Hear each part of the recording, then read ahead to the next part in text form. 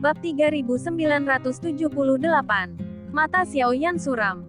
Karena salah satu dari dua dunia yang disebutkan oleh nomor 3 adalah dunia tanpa batas. Xiaoyan telah mengunjungi dunia itu. Dan dia juga telah melihat kehancuran dunia itu. Tanpa dukungan sumber daya, makhluk hidup akan hancur. Pada akhirnya, dunia benar-benar musnah di bawah gerusan waktu. Adapun dunia lain yang ditempati oleh Taixu, Xiaoyan tidak tahu. Mampu menginvasi dua dunia menunjukkan bahwa kekuatan Taixu sangat kuat. Baik dunia Changwu maupun dunia Shengxi adalah dunia yang makmur dan kuat. Meskipun kekalahan Changwang terkait erat dengan arogansi klan Yuanshen, secara keseluruhan memang ada kekuatan dahsyat di Taixu yang akhirnya bisa memakan Changwang. Apakah tidak cukup bahwa kamu telah merebut sumber daya dari dua dunia? Xiaoyan bertanya dengan bingung. Dengan nada marah. Cukup, sepertinya Anda tidak tahu bahwa hanya ada satu dunia sebelum 9 alam. Dunia yang makmur dan sejahtera. Apa yang kami lakukan adalah mereproduksi dunia yang lebih besar dan lebih sejahtera. Beraninya Anda membayangkan dunia yang begitu makmur. Selama pidato Hao, tawa keluar dari tenggorokannya yang serak. Sepertinya saat ini, rasa sakit di tubuhnya sepertinya hilang. Ini semacam kepercayaan diri. Tepat ketika Xiaoyan akan terus bertanya, seberkas cahaya meraung dari ujung, langsung menyelimuti sosok nomor 3 di dalamnya. Sinar itu sangat kuat, tapi Xiaoyan tidak menghindarinya, dan masih menggenggamnya dengan kuat. Kepala nomor 3. Sinar cahaya melesat melewatinya, dan Xiaoyan melihat dalam sekejap bahwa nomor 3 yang dia pegang masih ada, tapi armor Void Guard yang dia kenakan sudah hilang. Nomor 3 yang ditangkap juga benar-benar kehilangan nafas kehidupan.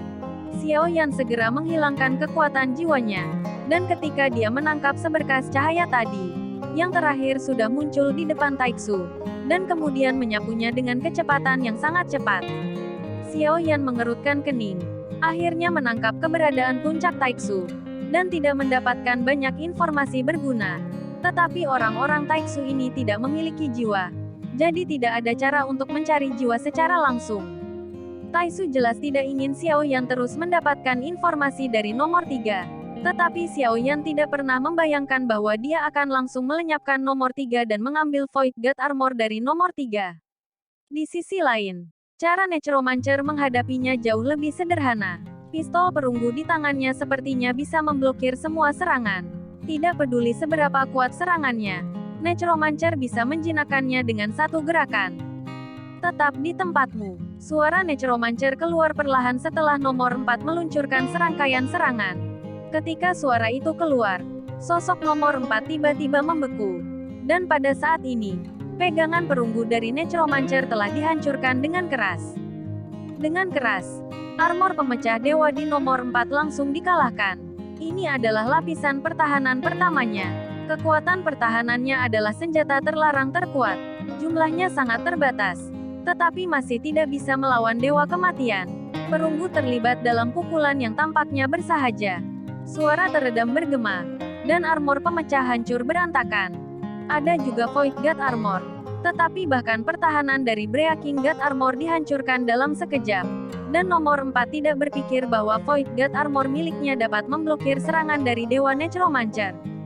Serangan ahli nujum tidak hanya menghancurkan armor penghancur dewa yang dikenakan nomor 4, tetapi juga kepercayaan diri yang akhirnya mendapatkan kembali kepercayaan dirinya dan bertarung melawan nomor 4. Sekarang nomor 4 hanya ingin melarikan diri dengan cepat karena perbedaan kekuatan. Itu memang terlalu besar. Bahkan nomor 2, yang berdiri di ujung Taixu Senji, tidak menyangka bahwa Necromancer dapat mengalahkan pertahanan armor pemecah Tuhan dengan satu pukulan. Apa-apaan ini? Pertahanan armor pemecah dewa setidaknya mampu menahan langkah ke-7. Itu bisa mengalahkannya dengan satu pukulan. Kekuatan menakutkan semacam ini. Aku khawatir kekuatannya mungkin benar-benar menjadi langkah ke-8. Langkah selanjutnya adalah pembangkit tenaga abadi. Nomor 2 juga heran. Karena kinerja Necromancer memang terlalu kuat. Bahkan permaisuri sedikit mengangkat alisnya. Karena dia belum pernah melihat dewa kematian sebelumnya. Tampaknya ada banyak orang kuat di sekitarnya. Tetapi jika dia mengandalkannya seperti ini, maka pertempuran ini tidak akan berarti banyak baginya. Permaisuri bergumam. Jelas bukan ini yang ingin dia lihat ke layar. Jika Anda ingin mencapai dewa pertempuran dari alam leluhur, itu tidak berarti bahwa semakin banyak energi sumber yang Anda miliki, semakin baik. Sebaliknya, semakin cepat Anda dapat menerobos ke dewa pertempuran dari alam leluhur, lebih kuat kekuatanmu setelah mencapai keabadian.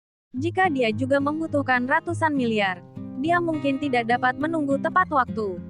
Permaisuri menyipitkan matanya sedikit, berpikir dalam hatinya. Sepertinya dia sangat jelas tentang misi Xiaoyan dan musuh seperti apa yang akan dia hadapi. Jadi pertempuran ini sebenarnya di satu sisi untuk menerobos Taiksu dan menjarah sumber daya alam Suanyin.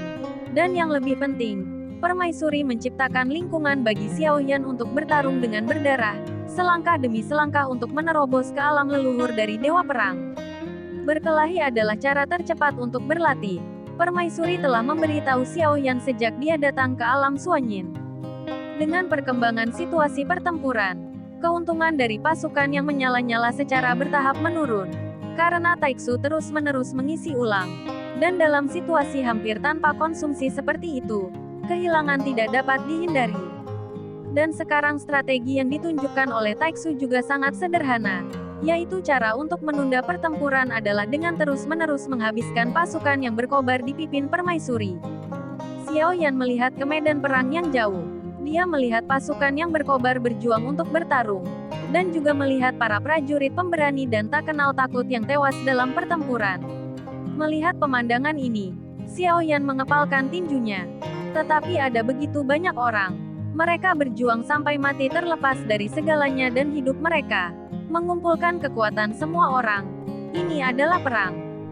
Pada saat ini, mata Xiaoyan beralih ke 4 Taiksu miliknya di belakangnya. Meskipun dia tidak tahu bagaimana mengesampingkan Taiksu ini bukanlah benda mati.